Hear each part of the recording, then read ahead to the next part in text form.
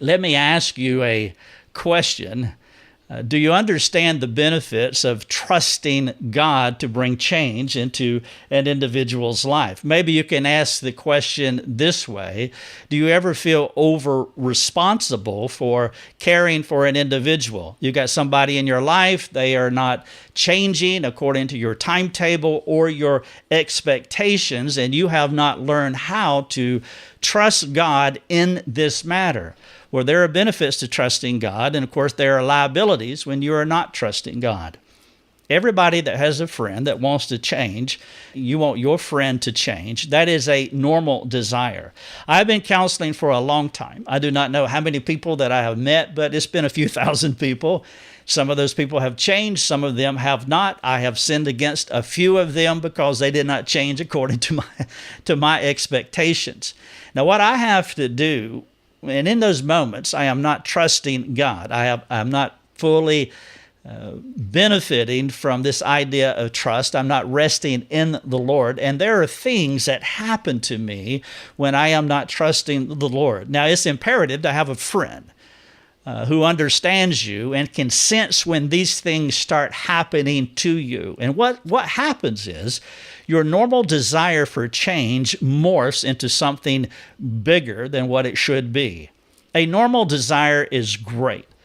In fact, I hope that your desire for people is normal. And what I mean by normal is that it is biblical. You love people. You're compassionate toward people. You want to see people affected by the Word of God, and you give authoritative counsel to people. You interpret their world for them. You do normal biblical things. But what happens too often is that we begin to feel over-responsible for people. We begin to overcare or feel over-responsible. We cross a line, and things begin to happen to us, inside of us. I call them indicators.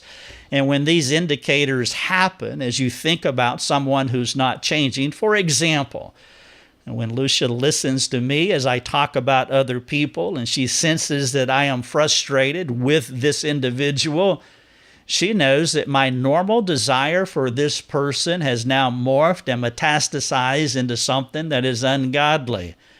One of the indicators is I can become frustrated with them. Potentially, I could begin to demand that they meet my expectations as I authoritatively tell them that they're going to change. Sometimes that I can be harsh with people because they're not changing quick enough. Now, maybe these words don't apply to you, but I know that you have some. And it is important for you to identify them. If you don't identify them, they will go unchecked. And by the way, they will only get worse. Another one, and probably the biggest one in my life, the thing that I struggle with the most, is impatience. I want people to change today. This idea of the prodigal taking however long he took to change is outside my time frame. It's outside my expectations. And sometimes I can become impatient with people. Or another side of this is anxiousness. And by the way, the more that you love people, the more you will be tempted to fall into some of these holes. The people who are closest to you and the people that you love the most are the ones that you're going to sin against the most in these ways. And so these are some of the indicators that begin to come out of my mouth. Now, again, there's more to this list, but I don't want to bore you with all of my problems. But you need to understand, and you need to understand this about you. It is great to love people. It is great to care. That is a normal desire. I would hope that the red circle in the middle is not so tiny that you couldn't see it because you don't care about anyone. But you also don't want to go to the other extreme to where your desire has now morphed into all of this constellation of sin issues to where it's disruptive to your relationship and can even fracture the relationship permanently. And so you want to identify the indicators that are in your life. There are benefits to trusting God. And if you are trusting God, you can have a normal desire and not fall into these ditches of sin. We need to always remember that you are planting, you are watering. And what I would recommend is that you remove the comma there in that sentence and and you put a period right there, make a hard stop. That is your role. Only plant, water, stop. Do not go forward. And trust God to give the growth into individual's life. You will know if you are the one that's demanding growth by how you respond to that person, and in that case, you have become a mini Messiah. You have become little God in this person's life, and you are forcing them to change by manipulating them by whatever sin pattern is coming out of your mouth. It's also important, the words that we read in Samuel 8:7, when the Israelites were wanting a king to rule over them, and Samuel was taking it really hard, and God said, no, this is not about you. They have rejected me from being king over them.